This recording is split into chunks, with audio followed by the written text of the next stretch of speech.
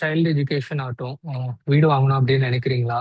அதே மாதிரி வந்து ரிட்டையர்மெண்ட்டுக்கு ஒரு இன்கம் ரெடி பண்ணணும் அப்படின்னு ரெடி பண்ணி நினைக்கிறீங்களா?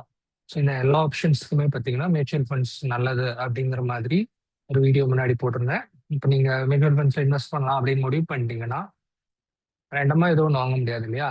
என்ன மாதிரி மியூச்சுவல் ஃபண்டு, எது நல்ல மியூச்சுவல் ஃபண்டு அப்படின்னு டிசைட் பண்ணி நம்ம அனலைஸ் பண்ணி வாங்கணும். ஸோ இந்த வீடியோவில் 5 நிமிஷத்துல உங்களுக்கு எப்படி ஒரு மியூச்சுவல் ஃபண்டை குயிக்காக அனலைஸ் பண்ணி வெல்த் பில்ட் பண்றது அப்படிங்கிறத பார்க்க போறோம்.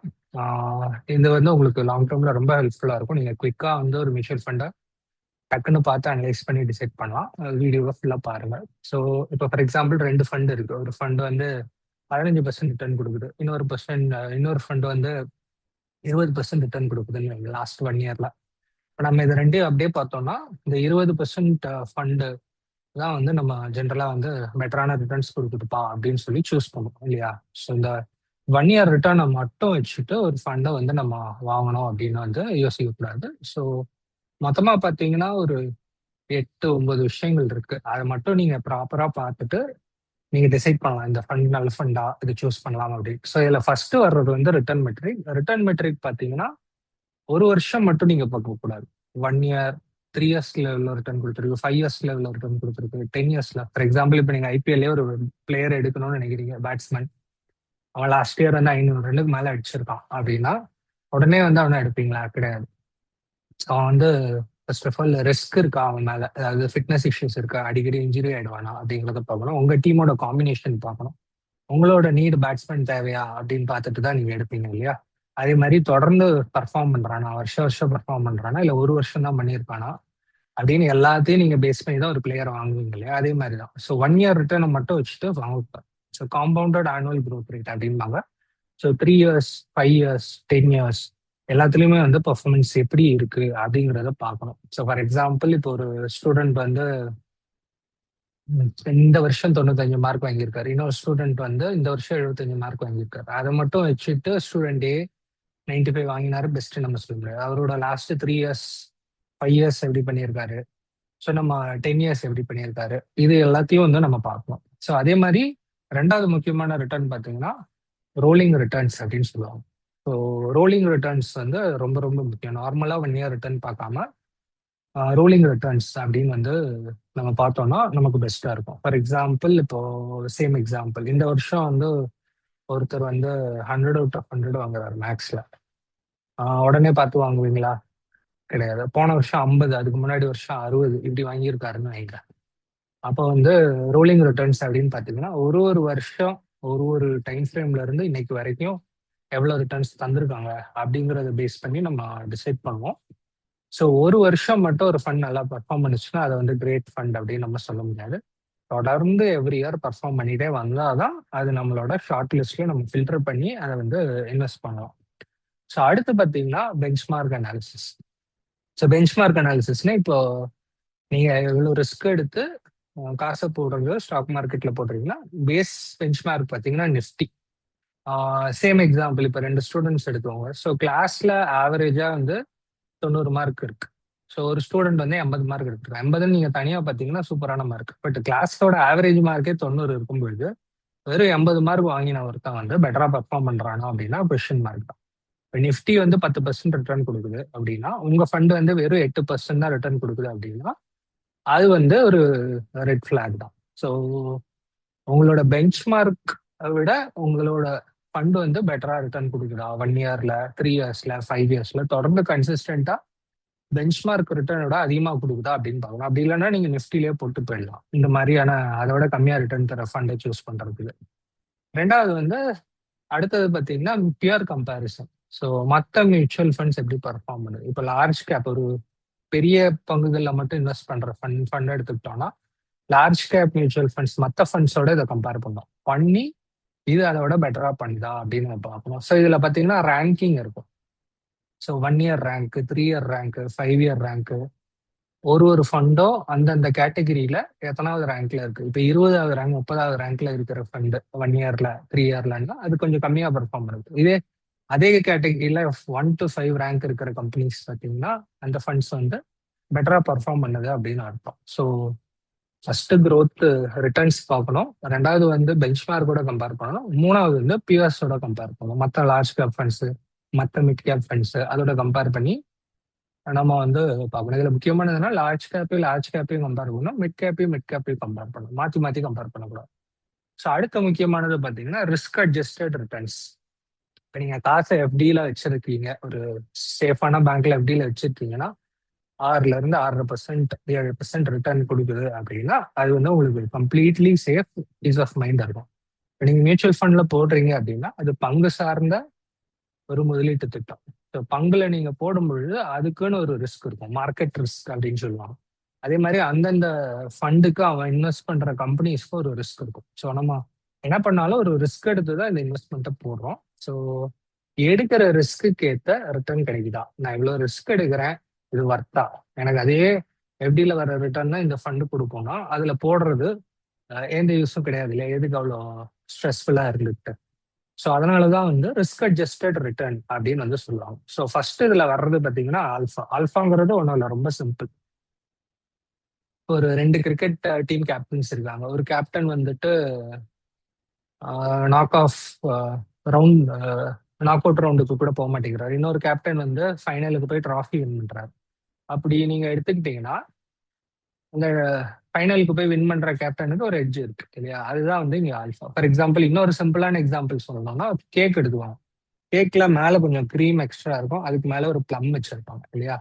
இதெல்லாம் உங்களுக்கு அடிஷ்னலா கிடைக்கிறது கேக்கு போகும். ஸோ இந்த எக்ஸ்ட்ரா ஒரு ஸ்கூப், இப்போ நீங்க ஐஸ்கிரீமே கடையில வாங்குறீங்கன்னா துளி வந்து கொஞ்சம் எக்ஸ்ட்ரா போட்டு தருவோம் இல்லையா, அந்த எக்ஸ்ட்ரா கிடைக்கிறது தான் வந்து அல்ஃபா. ஸோ நார்மல் ரிட்டர்னோட அதிகமா உங்களோட மியூச்சுவல் ஃபண்ட் மேனேஜர் எவ்வளவு உங்களுக்கு ஏற்படுத்தி கொடுக்குறாரோ அதுதான் வந்து அல்ஃபா. ஸோ அடுத்து பீட்டான்னு ஒரு மெட்ரிக் இருக்கு. பீட்டாவை ரொம்ப சிம்பிளா எக்ஸ்பிளைன் பண்றதுக்கு நம்ம ஹஷ்டாக் வச்சு பண்ணிடலாம். ஹஷ்டாக் ஆட் வந்து ரொம்ப பாப்புலர் இல்லையா, அது வந்து என்ன ஆகும், where you go our network follows. அதான் நீங்க எங்க போனீங்கனாலும் பின்னாடியே இந்த டாக் வந்து வந்துகிட்டே இருக்கும். இந்த ஆட் வந்து ரொம்ப ரொம்ப ஃபேமஸ். ஸோ பீட்டாங்கிறது அதேதான். உங்களுக்கு பெஞ்ச்மார்க் எவ்வளவு பெர்ஃபார்ம் பண்ணுது அப்படிங்கிறத பொறுத்து இதுவும் வந்து நீங்க எடுத்துக்கலாம். இப்போ பெஞ்ச்மார்க் வந்து 10% கொடுத்ததுன்னா இதுவும் அதே லெவலுக்கு இருந்ததுன்னா 10% ரிட்டர்ன் கொடுக்கும். இப்போ பீட்டா 1 அப்படின்னா உங்களோட ஹெச்டாக் தான். ஸோ நார்மல் ஹெச்டாக் எங்க போனாலும் உங்க பின்னாடியே வந்துகிட்டு இருக்கும். ஸோ அதே ரிட்டர்ன் உங்களுக்கு கிடைக்கும். இதே வந்துட்டு ஒரு ஹைப்பர் ஆக்டிவான ஒரு ஹெச்டாக், ரொம்ப துருன்னு ஆக்டிவா இருக்குதுன்னா அது நீங்க இன்னும் கொஞ்சம் அதிகமா இருக்கும். நீங்க ஒரு அடி பாஞ்சீங்கன்னா அது 2 அடி பாயும், அந்த மாதிரி தான். இப்போ நீங்க பீட்டா வந்து 1.2ன்னு வச்சுக்கோங்க. இப்போ ஃபண்டு உங்களுக்கு 100 ரிட்டர்ன் கொடுக்குது, 100% கொடுக்குதுன்னா இது 120% கொடுக்கும். அதாவது உங்களுக்கு பெஞ்ச்மார்க் 10% கொடுக்குது அப்படின்னா இது வந்து 12% கொடுக்கும். அதே மாதிரி ஆப்போசிட் சைட்லயும் இருக்கும் பீட்டா. ஸோ இது வந்து ஒரு லேசி டாக்னு வச்சுக்கோங்க. ஸோ இப்போ நீங்க ஃபண்டு வந்துட்டு 20% அண்டர் பெர்ஃபார்ம் பண்ணுது அப்படின்னா இதுவும் வந்து இப்போ 1.2 இருந்ததுன்னா இதுவும் அதை விட அதிகமாக அண்டர் பெர்ஃபார்ம் பண்ணும், 40% பண்ணும். அதே மாதிரி பார்த்தீங்கன்னா பீட்டா 1க்கு கீழே இருக்கு அப்படின்னா தான் உங்களுக்கு லேசி டாக். இப்போ பீட்டா வந்து 0.8 இருக்குன்னு வைங்களேன், அப்போ நீங்க 10% போச்சுன்னா இது வந்து வெறும் 8% தான் வரும். அதே மாதிரி அது 10% மேலே போச்சுன்னாலும் இது 12% போகும். ஸோ இதுதான் வந்து பீட்டாக்கான கான்செப்ட். இதை வந்து நீங்க சிம்பிளா ஹெச்டாக வச்சு நீங்க பண்ணிக்கலாம். அடுத்த முக்கியமான ரேஷியோ பார்த்தீங்கன்னா சார்டினோ ரேஷியோ. இது பார்த்தீங்கன்னா சார்டினோ ரேஷியோன்னு ஒன்று இருக்கு, இன்னொன்று வந்து ஷார்ப் ரேஷியோன்னு ஒன்று இருக்கு. இது வந்து ஒன்றும் இல்லை, ஸ்னேக் அண்ட் லேடர்ஸ் கேம் எடுத்துக்குவாங்க, பரமபதம் விளையாட்டு. இப்போ நீங்க ஸ்னேக் அண்ட் லேடர்ஸ் கேம் எடுத்துக்கிட்டீங்கன்னா அது எப்படி போகும், நீங்க ஃபர்ஸ்ட் டைஸை சொல்லிட்டுவீங்க, ஒரு நம்பர் வரும், நம்ம மூவ் ஆகும், அப்படியே நேரம் 100 போய் டச் பண்றதா நம்மளோட கோல். போவோம், கொஞ்சம் தூரம் நல்லா போயிட்டு இருப்போம், திடீர்னு ஒரு பாம்பு கிடைக்கும், கீழே போவோம். அப்புறம் கொஞ்சம் தூரம் போவோம், ஒரு ஏணி கிடைக்கும், ஒரு பெரிய ஏணி, டப்புன்னு மேலே போயிடுவோம். அப்புறம் போவோம், திரும்பி ஒரு பாம்பு கிடைக்கும், கீழே விடும். ஸோ இந்த மாதிரி ஏற்ற இறக்கங்கள் இருந்துகிட்டே இருக்கும். கடைசியா தான் நம்ம போய் டெஸ்டினேஷனை ரீச் பண்ணுவோம் இல்லையா. ஸோ இப்போ ஷார்ப் ரேஷியோங்கிறது ரெண்டுமே, ஏணி பாம்பு ரெண்டையுமே கன்சிடர் பண்ணீங்க அப்படின்னா அது வந்து ஷார்ப் ஷார்ப் ரேஷியோ. ஸோ உங்களோட அப்சைடு ரிஸ்க்கு ஏணி, டவுன் சைடு ரிஸ்க்கு பாம்பு. ஸோ இந்த எல்லா ரிஸ்கையும் கம்பைன் பண்ணி நீங்க எங்க கடைசியா 100 போய் ரீச் ஆறீங்க, 80ல போய் ரீச் ஆறீங்க, இல்ல போர்டில் வந்து 90ல இருக்கீங்க, இல்ல 60ல இருக்கீங்கன்னா அது வந்து உங்களோட ரிட்டர்ன். ஸோ இந்த அப்சைடு ரிஸ்க் ஏணி, டவுன் சைடு ரிஸ்க் பாம்பு, இது ரெண்டையும் சேர்த்து உங்களுக்கு கம்பேர் பண்ணி உங்களுக்கு எவ்வளவு ரிட்டர்ன் வருது அப்படிங்கிற மெட்ரிக் தான் வந்து ஷார்ப் ரேஷியோ. இது 1க்கு மேல இருக்கிறது நல்லது. சேம் வித் சார்டினோ ரேஷியோனா உங்களோட டவுன் சைடு ரிஸ்க்கை மட்டும் பார்க்கும். ஏனியே விட்டுருவாங்க. வெறும் ஸ்னேக் எனக்கு டவுன் சைடை வந்து எவ்வளவு ப்ரொடெக்ட் பண்ணி அதுக்கேற்ற மாதிரி ரிட்டர்ன் வருதுங்கிறத மட்டும் பார்க்கறது. அது ஏற்ற இருக்கும் ரெண்டையும் பார்க்கும் ஷார்ப் ரேஷியோ. இது வந்து வெறும் பாம்பு மட்டும். எங்கெங்கெல்லாம் கொத்து வாங்கி நீங்க கீழே வரீங்களோ அந்த ரிஸ்க்கை மட்டும் எடுத்துட்டு எவ்வளவு ரிட்டர்ன் உங்களுக்கு வருது அப்படிங்கிறத பார்க்கறது சார்டினோ ரேஷியோ. இது அகைன் 1க்கு மேல இருந்தா உங்களுக்கு வந்து பெட்டர். அடுத்து பார்த்தீங்கன்னா ஸ்டாண்டர்ட் டிவியேஷன். ஸ்டாண்டர்ட் டிவியேஷன் வந்து எவ்வளவுக்கு எவ்வளவு கம்மியா இருக்கோ அவ்வளவுக்கு எவ்வளவு நல்லது. நீங்க பாத்தீங்கன்னா கடல் எடுத்துக்கோங்க. கடல்ல வந்து இப்போ அலை வந்து ரொம்ப மேலே கீழே போகாம ஸ்டேபிளா இருக்கு அப்படின்னா உங்களுக்கு ஸ்டாண்டர்ட் டிவியேஷன் கம்மி, வேரியேஷன் வாலட்டிலிட்டி எல்லாமே கம்மி. இதே அலை ரொம்ப மேலே கீழே போகுதுன்னா உங்களுக்கு ஸ்டாண்டர்ட் டிவியேஷன் அதிகம். ஸ்டாண்டர்ட் டிவியேஷன் அதிகமா இருக்கிற ஃபண்ட் வந்து உங்களுக்கு வந்து ரிஸ்க் கொஞ்சம் அதிகமா இருக்கும். அதே மாதிரி பாத்தீங்கன்னா இது எல்லாமே ரிஸ்க் அட்ஜஸ்டட் ரிட்டர்ன்ஸ். நீங்க எடுக்கிற ரிஸ்க்கு எவ்வளவு ரிட்டர்ன்ஸ் கிடைக்குது, அந்த ரிட்டர்ன்ஸ் வந்து உங்களுக்கு பேசிக்லி எடுக்கிற ரிஸ்க்கு வர்த்தா ரிட்டர்ன் நல்ல ரிட்டர்ன் வருதா அப்படிங்கறத அனலைஸ் பண்றது இந்த ரிஸ்க் அட்ஜஸ்டட் ரிட்டர்ன்ஸ். இந்த மெட்ரிக்ஸ் எல்லாமே நான் சொன்ன மாதிரி ரொம்ப சிம்பிள். ஆல்ஃபானா ஒரு கேக்கு மேல இருக்கிற கிரீன், பீட்டானா ஒன்றும் இல்லை ஹச் டாக்.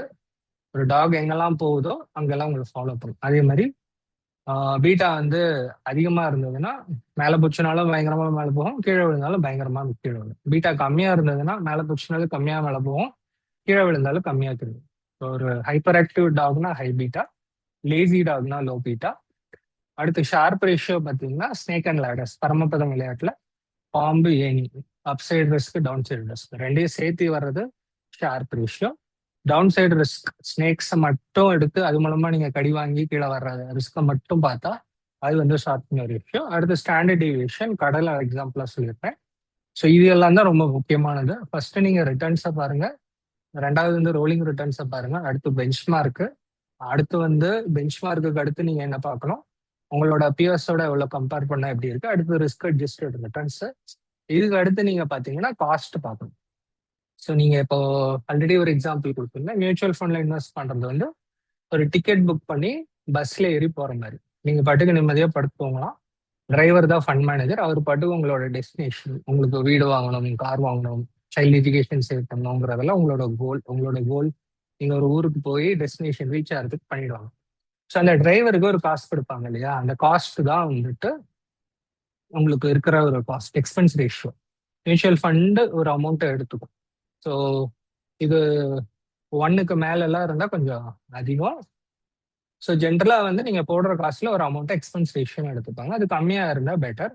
ரெண்டாவது வந்து பார்த்தீங்கன்னா உங்களுக்கு வந்து டேர்ன் ஓவர் ரேஷியோ அப்படின்னு சொல்லி ஒன்று இருக்கு. ஸோ டேர்ன் ஓவர் ரேஷியோ அப்படின்னா என்னன்னா, அடிக்கடி நீங்க வாங்கி வாங்கி விற்றீங்க அப்படின்னா உங்களுக்கு transaction charges, brokerage charges, GST, அப்புறம் STT, long term capital gains tax, short term capital gains tax, இந்த மாதிரி எக்கச்சக்கமான காஸ்ட் வந்து இன்னொரு இருக்கு.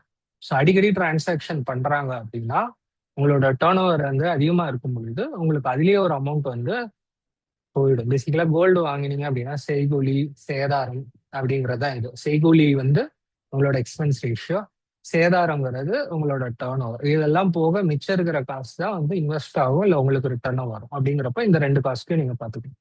மூணாவது வந்து எக்ஸிட் லோ. ஃபார் எக்ஸாம்பிள் இப்போ நீங்க ஒரு படத்துக்கு போறீங்க, படம் ஆரம்பிக்குது, டைட்டில் கார்டு போடுறான், ஒரு 10 நிமிஷம் நல்லா இருக்கு, அதுக்கப்புறம் போர் அடிக்குது, ரொம்ப மோசமா இருக்கு படம், பயங்கர மொக்கையா இருக்கு, ஃபர்ஸ்ட் ஆஃப் ஓட எந்திரிச்சு வந்துடலாம் அப்படின்னு சொல்லி வெளியே வரீங்க. வெளியே வரும்பொழுது என்ன ஆகுது, உங்களை வந்து நிறுத்திவிட்டு நீ வெளியே போகக்கூடாது அப்படிங்கிறான். ஏன், படம் எனக்கு பிடிக்கல வெளில போறேன் அப்படின்னு நீங்க சொல்றீங்க. அவன் நீ வந்து ஒரு காசு கொடுத்தாதான் வெளியே போக முடியும், எனக்கு 100 ரூபாய் நீ காசு கொடு அப்படிங்கிறான். அது வந்து இந்த விதத்துல இது அதேதான் எக்ஸிட் லோட். ஸோ நீங்க ஒரு ஃபண்டு பிடிக்கல, நல்லா பர்ஃபார்ம் பண்ணல, அப்படி வெளியே வரணும் அப்படின்னு டிசைட் பண்ணிட்டீங்க அப்படின்னா அந்த ஃபண்டை வந்துட்டு விற்கும் பொழுது உங்களுக்கு எக்ஸிட் ஆகும் பொழுது ஒரு அமௌண்ட்டை நீங்க பே பண்ற மாதிரி இருக்கும். ஸோ அந்த எக்ஸிட் லோடு எவ்வளோக்கு எவ்வளோ கம்மியா இருக்கோ அவ்வளோக்கு அவ்வளோ நல்லது. ஸோ இந்த எக்ஸிட் லோடுங்கிற மெட்ரிக்கையும் வந்து நீங்க வந்து பார்த்துக்கணும்.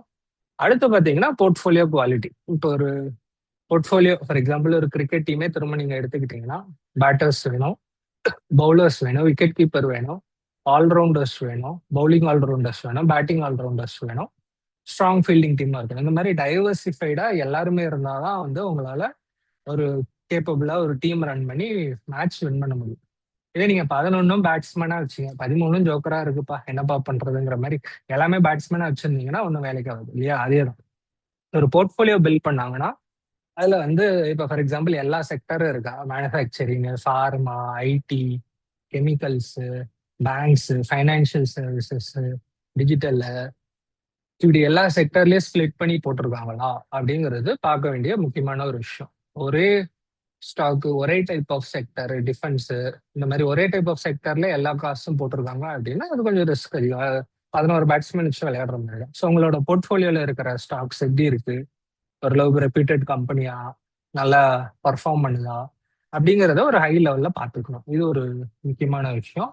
அடுத்து எடுத்துக்கிட்டிங்கன்னா கன்சிஸ்டன்சி. ஸோ கன்சிஸ்டண்டா வந்து பர்ஃபார்ம் பண்ணா மட்டும்தான் வந்து உங்களுக்கு நீங்க ரிட்டர்ன் பண்ணும். ஸோ ஒரு வருஷம் இல்லாம எவ்ரி இயர் நல்லா பர்ஃபார்ம் பண்றானா, 3 years return, 5 years, 10 years, 15 years, 20 years, 25 இயர்ஸா ரன் பண்ற ஃபண்ட் எல்லாம் இருக்கு சக்சஸ்ஃபுல்லா.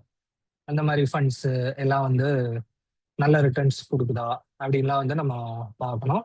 லாஸ்டா பார்க்க வேண்டியது வந்து மேனேஜ்மெண்ட் குவாலிட்டி. ஸோ நான் அகைன் பழைய எக்ஸாம்பிள், பஸ் டிரைவர் தான் உங்களுக்கு கொண்டு போய் மியூச்சுவல் ஃபண்ட்ல உங்களை கொண்டு போய் சேர்த்த முடியாது. அந்த பஸ் டிரைவர் எக்ஸ்பீரியன்ஸ்டு பர்சனா, நல்லா வண்டி ஓட்டுவானா, அவனோட பாஸ்ட் ஹிஸ்டரி என்ன, ரிலேபிளான ஆளா, இப்படின்லாம் நம்ம வந்து இப்போ ஒரு பேசிக் செக் பண்ணுவோம் இல்லையா? அந்த செக் தான். அந்த கம்பெனி என்ன மாதிரி கம்பெனி, நல்ல கம்பெனியா அப்படின்னு செக் பண்றது இன்னொன்று. அவங்களோட ரேட்டிங்ஸ், ரிவ்யூஸ் எல்லாத்தையும் பார்த்தா நம்ம பஸ் புக் பண்ணுவோம் டிக்கெட். ஸோ அந்த மாதிரி தான் இது. ஸோ மேனேஜ்மெண்ட்ல ஃபண்ட் மேனேஜர் யாரு, என்ன படிச்சிருக்காரு, என்ன குவாலிஃபிகேஷன், எங்கே வேலை பார்த்துருக்காரு, அவரோட எக்ஸ்பீரியன்ஸ் என்ன, அவரோட ட்ராக் ரெக்கார்ட் என்ன, எவ்வளோ ரிட்டர்ன்ஸ் கொடுத்துருக்காரு, அவரோட இன்வெஸ்ட்மெண்ட் பிலாசபியும் நம்மளோட கோல்ஸ் ஒத்து போகுதா அப்படிங்கிற ஒரு ஃபைனல் செக். இதையும் நீங்க பண்ணி முடிச்சிட்டீங்கன்னா நீங்க ஒரு ஃபண்ட்ல இன்வெஸ்ட் பண்ண ரெடி ஆயிடலாம். ஸோ இது வந்து ரொம்ப சிம்பிள். நான் ஆல்ரெடி சொன்ன மாதிரி ஒரு மியூச்சுவல் ஃபண்ட் எடுத்தீங்கன்னா ஃபர்ஸ்ட் ரிட்டர்ன்ஸ் பாருங்க, ரிட்டர்ன்ஸ் நல்லா இருக்கா அப்படிங்கிறது. 1 இயர், 3 இயர், 5 இயர், 10 இயர் எல்லாமே பாருங்க. அடுத்து rolling returns, 1 year, 2 year, 3 year rolling returns பாருங்க. காம்பவுண்டட் ஆனுவல் க்ரோத் ரேட் பாருங்க. அடுத்து வந்து பெஞ்ச் மார்க்கை விட பெட்டரா பர்ஃபார்ம் பண்ணுதா, இல்லைன்னா பெஞ்ச் மார்க்கை விட பர்ஃபார்மன்ஸ் சரியில்லை அப்படின்னா நீங்க நிஃப்டியில டைரக்டா போட்டுட்டு போயிடலாம். மூணாவது வந்து பிஎஸ், மற்ற லார்ஜ் கேப் ஃபண்ட்ஸோடயோ மற்ற மிட் கேப் ஃபண்ட்ஸோடய கம்பேர் பண்ணும்போது அது நல்லா பர்ஃபார்ம் பண்ணலாம். அப்படி பர்ஃபார்ம் பண்ணுச்சுன்னா நீங்க வந்துட்டு இதை இன்வெஸ்ட் பண்ணலாம். அதோட கம்மியா இருக்குன்னா வேற ஃபண்டுக்கு போறது பெட்டர். அதே மாதிரி அடுத்து பார்த்தீங்கன்னா ரிஸ்க் அட்ஜஸ்டட் ரிட்டர்ன்ஸ். நீங்க எடுக்கிற ரிஸ்க்கு ஏற்ற அவுட்புட் உங்களுக்கு ரிட்டர்னா கிடைக்குதா. ஆல்ஃபா, ஆல்ஃபாங்கிறது கேக்கு மேல இருக்கிற க்ரீம், பீட்டாங்கிறது ஹர்ஷ் டாக். எவ்வளோக்கு எவ்வளோ நீங்க போறீங்களோ அவ்வளோக்கு எவ்வளோ அதுவும் போகும். அதே மாதிரி மூணாவது பார்த்தீங்கன்னா ஷார்ப் ரேஷியோ, பரமபதம் சொன்ன மாதிரி ஏனி அண்ட் பாம்பு, upside risk, downside risk ரெண்டையும் சேர்த்து எவ்வளோ ரிட்டர்ன் உங்களுக்கு கிடைக்குது. அடுத்தது ஷார்ப்னர் ரேஷியோங்கிறது டவுன் சைட் ரிஸ்க். பாம்பு கிட்ட எத்தனை தடவை கடி வாங்குறீங்க, கடைசியா எங்க போய் ரீச் ஆறீங்க, எவ்வளோ ரிட்டர்னு எவ்வளோ ரிஸ்க் அதுக்கு எகென்ஸ்டா அப்படிங்கிறத நீங்க பாக்குறது இந்த இது. அடுத்தது ஸ்டாண்டர்ட் டிவியேஷன், கடல் அலை மாதிரி எவ்வளோக்கு எவ்வளோ டிவியேஷன் கம்மியா இருக்கோ அவ்வளோக்கு எவ்வளோ நல்லது. அடுத்து பார்த்தீங்கன்னா இது எல்லாம் தாண்டி காஸ்ட், ஸோ எக்ஸ்பென்ஸ் ரேஷியோ பெட்டரா இருக்கா. ரொம்ப அதிகமான எக்ஸ்பென்ஸ் ரேஷியோனா நீங்க வந்து யோசிக்கணும். ரெண்டாவது வந்து எக்ஸிட் லோடு டீசெண்டா இருக்கா. அடுத்து டேர்ன் ஓவர், அடிக்கடி வாங்கி வித்து உங்களுக்கு ஜிஎஸ்டில இருந்து ஏகப்பட்ட டாக்ஸ் சார்ஜஸ்ல எல்லா காசும் போயிடுதான். அது ஒரு ஜோக் வரும், லேண்ட் விலை 5,000 ரூபாய், வக்கீல் ஃபீஸே வந்து 5,000 ரூபாய்க்கு மேல வரும். அப்ப என்ன பண்ணுவீங்க? அந்த மாதிரி தான் நீங்க வந்து இன்வெஸ்ட் பண்ணிட்டு எக்ஸ்பென்ஸ் ரேஷியோலே இப்போ யூலிப் பாலிசிஸ்ல அதுதான் நடந்தது முன்னாடி. மேனேஜ்மெண்ட் ஃபீ, இந்த ஃபீ அந்த ஃபீன்னு சொல்லி 50,000 நீங்க போட்டீங்கன்னா 40,000 தான் இன்வெஸ்ட் பண்ணலாம், மீதி எல்லாம் யூலிப்ல போயிடும். ஸோ அந்த மாதிரி விஷயங்கள் மியூச்சுவல் ஃபண்ட்ல இருக்காது. இருந்தாலும் எக்ஸிட்லோட எவ்வளோ, எக்ஸ்பென்ஸ் ரேஷியோல, டேர்ன் ஓவர் எவ்வளோ அப்படிங்கிறதெல்லாம் வந்து நீங்க பார்த்துட்டு உங்களுக்கு காஸ்ட் எஃபிஷியண்டா இருக்கா அப்படின்னு பார்த்துக்கணும். அடுத்தது ஒரு ஸ்டாக்ஸை ஒரு பேசிக்கா செக் பண்ணி என்னென்ன ஸ்டாக்ஸ் இன்வெஸ்ட் பண்றான், போர்ட்ஃபோலியோ குவாலிட்டியா இருக்கா, டைவர்சிஃபைடா இருக்கா, எல்லா செக்டர்லயும் போடுறானா, பிரிச்சு ரிஸ்க் கம்மியா இருக்கா அப்படிங்கிறத பார்த்துக்கணும். அடுத்து வந்து தொடர்ந்து கன்சிஸ்டண்டா பெர்ஃபார்ம் பண்றாங்களா, வருஷம் வருஷம் எத்தனை வருஷமா இந்த ஃபண்ட் இருக்கு, எப்படி பெர்ஃபார்ம் பண்றான். கடைசியா வந்து ஃபண்ட் மேனேஜர் வச்சு நீங்க டிசைட் பண்ணலாம் என்ன மாதிரியான ஃபண்ட் மேனேஜர், எவ்வளவு வந்து எவ்வளவு எக்ஸ்பீரியன்ஸ் இருக்கு, எவ்வளவு நாளா வந்து இன்வெஸ்ட் பண்ணியிருக்காரு, அவரோட ட்ராக் ரெக்கார்ட் என்ன, எவ்வளவு ரிட்டர்ன் கொடுத்துருக்காரு, ரிலையபிள் பர்சனா, இது எல்லாத்தையும் நீங்க பார்த்துட்டீங்கன்னா எல்லாத்தையும் பேஸ் பண்ணி ஒரு ஃபண்டை வந்து நீங்க சூஸ் பண்ணி இன்வெஸ்ட் பண்ணலாம். நம்ம நெக்ஸ்ட் வீடியோல ஒரு மியூச்சுவல் ஃபண்டை டைரக்டா எடுத்து இந்த நம்பர்ஸ்லாம் ரிசர்ச் பண்ணி அந்த ஃபண்ட் இன்வெஸ்ட் பண்ணக்கூடிய லெவல்ல இருக்கா இல்லையா அப்படின்னு வந்து நம்ம அடுத்த வீடியோல பார்ப்போம். நீங்க ஏதாவது ஸ்பெசிஃபிக்கா ஒரு ஃபண்டை இன்வெஸ்ட் பண்ணோம் அப்படின்னு நினைச்சீங்கன்னா இந்த ஃபண்ட் நேம் கமெண்ட்ல போடுங்க. அந்த ஃபண்டை எடுத்து உங்களுக்காக ரிசர்ச் பண்ணி சொல்றேன்.